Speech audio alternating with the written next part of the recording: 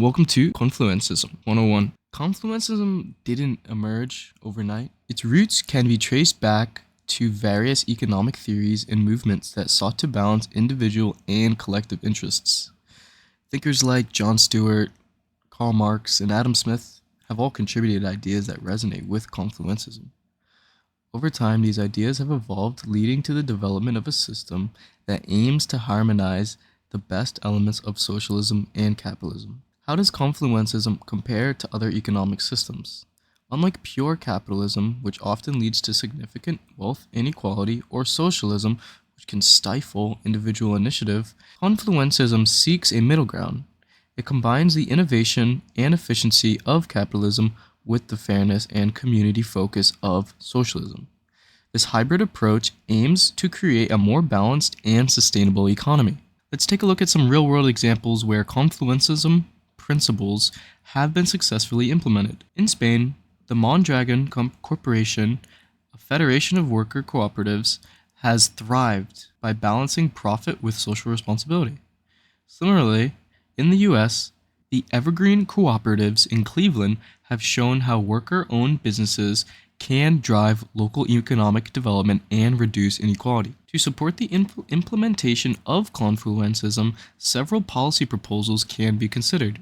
This includes supporting worker cooperatives and investment in sustainable technologies. By creating a supportive policy environment, governments can help foster the growth of Confluencism and its principles. No system is without its challenges and criticisms. Some argue that Confluencism is too idealistic or that it may be too difficult to implement on a large scale.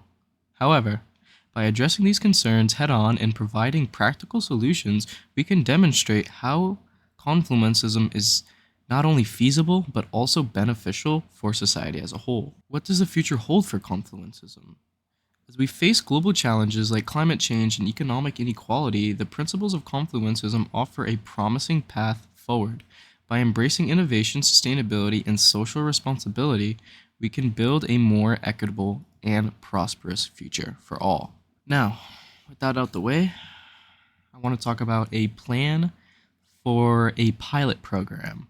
So the primary goals of this pilot program would see a reduction in wealth inequality, aiming to narrow the income gap within the community. We also want to promote worker cooperatives, encouraging the establishment and growth of worker-owned businesses, fostering sustainable practices, implementing environmentally friendly practices to ensure long-term sustainability. So with a pilot program, you want to choose a community with a mix of income levels to test the impact on wealth inequality.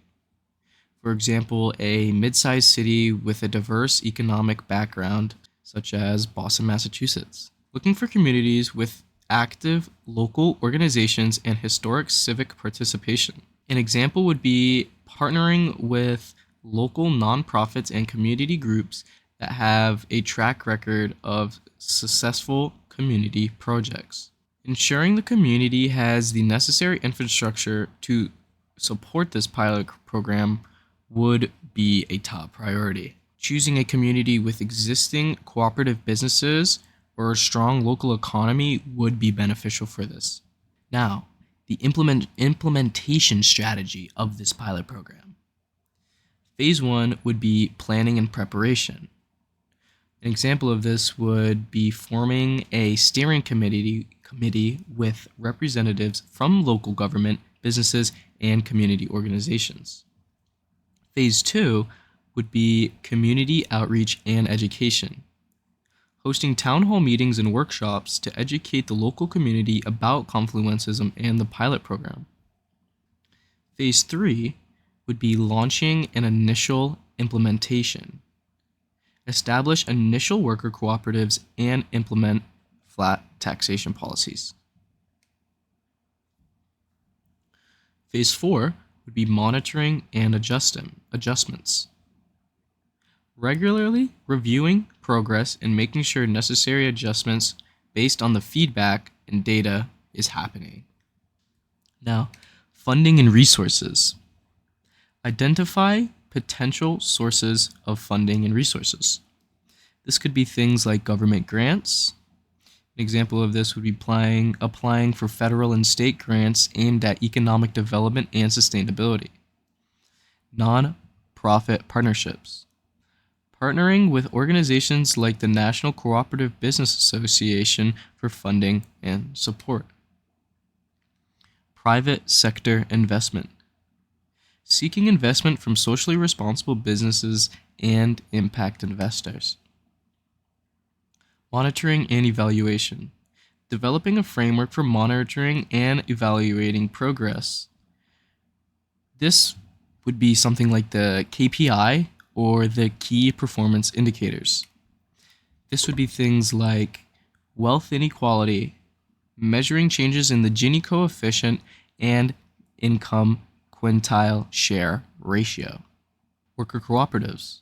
Track the number of new cooperatives and employee satisfaction levels. Sustainable practices. Monitoring the reduction of a carbon footprint and improvements in resource efficiency. Economic development. Measure changes in local employment rates and business growth. Community engagement. Track participation rates in community decision-making processes and public perception through surveys. Factors for supporting scalability. Success in the initial community can attract additional funding and support from other communities. Something that could potentially hinder the scalability would be a resistance to change or a lack of infrastructure in other communities. Strategies for scaling. Developing a comprehensive guide and toolkit based on the pilot program's success to help other communities implement Confluencism. So that wraps this up. If there's anything that you guys are interested in, that you guys want me to talk about in another video, definitely just let me know. And yeah.